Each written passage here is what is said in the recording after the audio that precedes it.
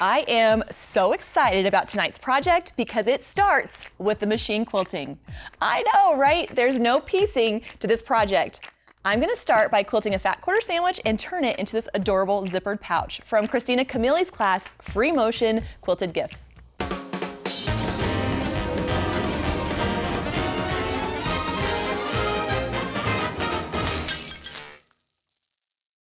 In Christina's class, she shows you how to take quilted panels and turn them into adorable projects, like the zippered pouch, which I'm going to show you tonight, but also some journal covers, using that quilted fabric to make a cute cover for your journals, and also an adorable basket.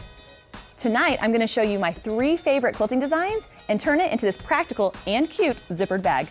So now it's time to quilt. It's so exciting to say that so quick in the episode. I have my quilt sandwich ready to go. I have a fun, beautiful fabric that's going to be the front of my zippered pouch, my batting, and also a backing fabric. But just be aware, whatever backing fabric you pick, you're not going to see it because there's a lining in the zippered bag. I use some spray basting to help hold that together, but really it's not super important because it's going to stick together and it's a small enough project anyway. But now let's get to the first of my favorite quilting designs, the ribbon candy. It's kind of the most underappreciated quilting design, but it can do a lot of really neat things once you learn how to do it. So first, let me show you how it goes together. So this is what the ribbon candy looks like. It's curvy, it's beautiful, but it's also one of those designs that as you're quilting, you'll think, I got it, and then you don't got it anymore. So let me break it down for you step by step and I'll show you how easy it is. So I'm going to start by quilting a line that curves in the direction that I'm heading and then comes back, kind of like a backwards S.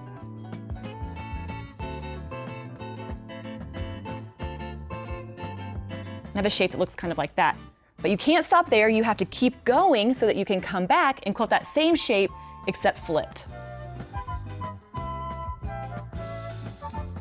So now I have this shape that looks kind of like a Hershey's Kiss or a uvula or something like that. You know that little thing in the back of your throat? That's what we're going for. So what I want to point out though is that these lines are close to touching. They don't have to exactly touch, but come somewhat close. And then I'm going to repeat going away and then coming back to where I almost touch that point. There you can see I've quilted that next shape. It's just kind of in the opposite direction. Here's the thing that trips most people up though. They don't usually go far enough to come back. So as you're going around that curve, make sure you keep going so that you can come back and come close to touching there. So let's do a couple more and see what that looks like. So as you can see, I'm progressing in the direction I want to go. I have that nice curve and they're somewhat coming close to touching. Now as I'm quilting, I'm not looking at the needle, I'm looking ahead of where I'm going. So as I start to make this curve, I'm actually starting to look over here because that's where I'm going to want to come back to. Now once you get the hang of this design, there's some really fun variations you can do with it, but I'm only going to show you one quick one where instead of making those lines touch, I'm going to make them overlap. And that's going to allow this ribbon candy to fill in a lot wider spaces.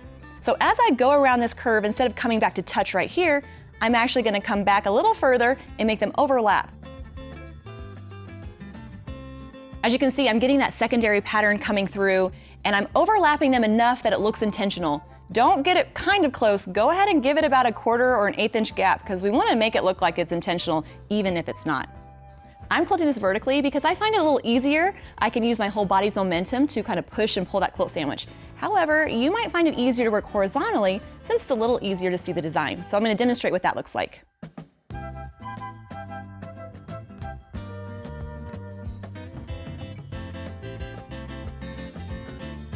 So whether you like to quilt those ribbon candies so that they touch or overlap or a variation of both, this is going to be a great design for those thinner sashings and borders of your quilt.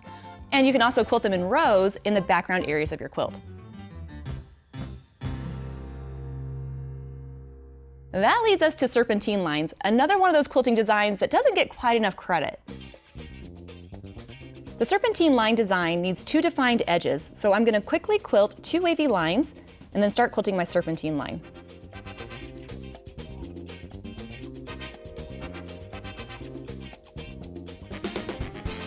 So what makes a serpentine line so amazing is that subtle change of direction. It's going to start out in one direction and then curve back the other way.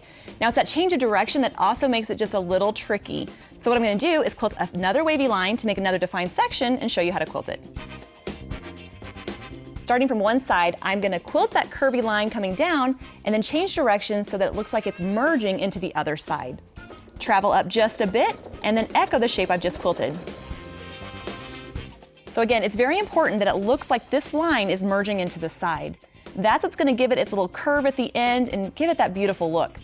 Once I hit the edge, I'm going to travel up just a bit, just however much spacing I want between the lines. So if I want about 1/4 of an inch, I'll travel up about 1/4 of an inch and then echo my way back, making it look like that's merging into the line. Can you tell how important that is? It's just a little bit important with this design. Here's how you know you're doing this design correctly. One side of your serpentine line should be higher than the other. That's what's helping you progress and work your way along the area.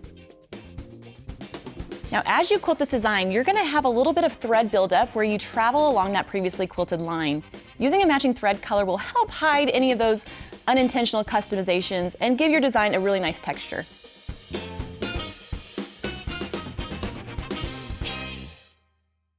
Now it's time to show you my favorite design. Well, at least my favorite right now, the paisley feather.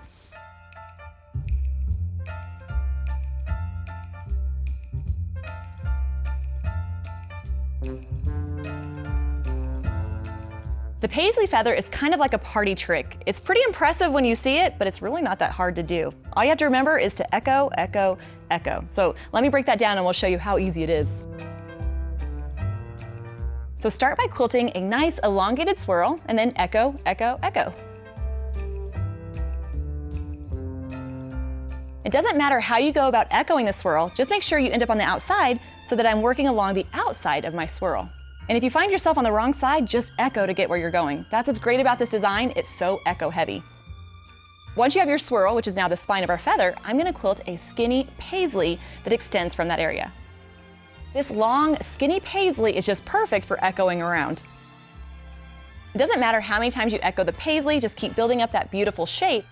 And then stop when you're at the V, where the paisley and that swirl come apart. Remember, the V is where you wanna be. That's where I'm gonna add my next long, skinny paisley and echo around it. I want that paisley to look like it's coming out of the center so I have plenty of space on either side to add the echoing. And when I'm ready for the next one, just get to that V again, quilt that skinny paisley and echo.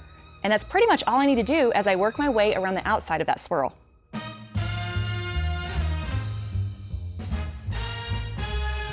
As you're echoing your way around the paisley, there'll be areas where you can't make it all the way back to the point.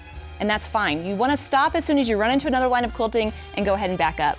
That'll keep it from getting too thread heavy and distracting from the overall texture of the quilting. I'm going to keep quilting those paisleys along the swirl even as it goes into the inside until I run out of room.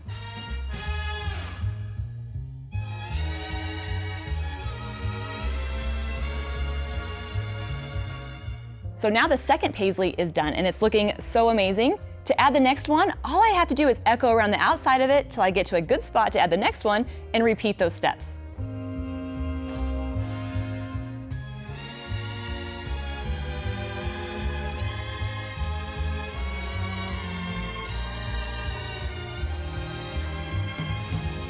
So just like that, you can see how fast and fun this design is. It really grows quickly and can fill in those big areas.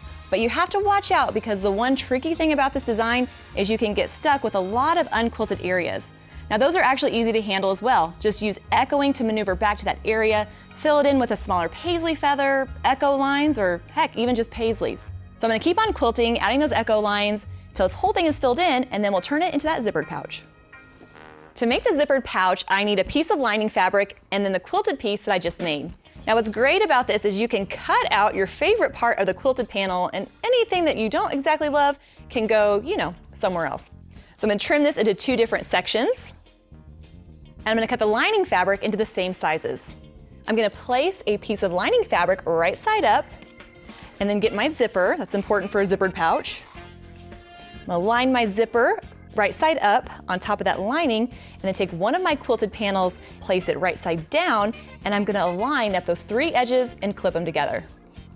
Then using my zipper foot, that's right, I found it, I had to dig through all my extra feet, I'm gonna use that zipper foot and sew right along that edge. So I have my zipper, I'm gonna press it, add a little top stitching, and then do the same on the other side. As I turned my quilted panel over, I realized that there was a part where the fabric on the bottom didn't quite line up, but it's fine because this zippered pouch is gonna have a lining, so no one's gonna see that when I'm done.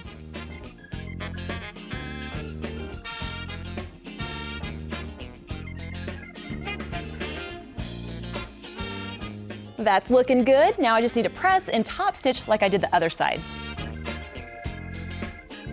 So now I'm going to take my zippered pouch and put my lining pieces right side together and my quilted pieces right sides together.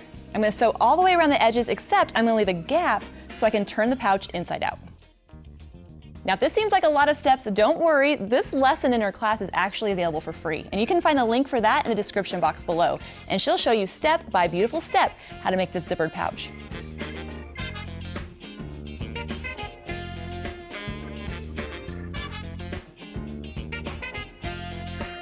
Before I turn this zippered pouch right side out and close up that hole, I'm going to take a moment and box all 4 of those corners, and then we'll finally get to see the bag come together. So I folded the corner together and I marked down about 1.25 inches. Using that line as a reference, I'm sewing directly on the line, and then I'll trim off that excess fabric, and that's going to give me a nice boxed corner, and I'm going to do that on all 4 corners.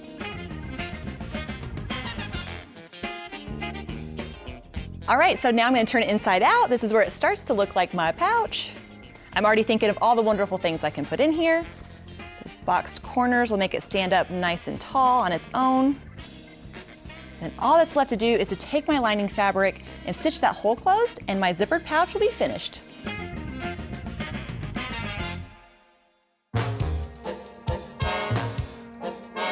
And just like that, my quilted zipper pouch is finished. And what I love about using quilted samples is that you can cut out your favorite part and turn it into a functional item.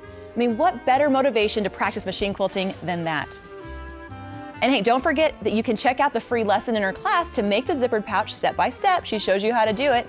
And while you're there, you can check out the rest of the class where she shows you how to make this basket, as well as this quilted journal cover. Again, all fun ways to use your quilting to make practical projects. But you know, when you start using your quilted samples to make these projects, you end up with a lot of scraps. But it just so happens that Christina has a bonus video where she shows you how to repurpose them. And you can find the link to that in the description box below. Well, thanks so much for joining me, and I'll see you soon on another episode of the Midnight Quilt Show.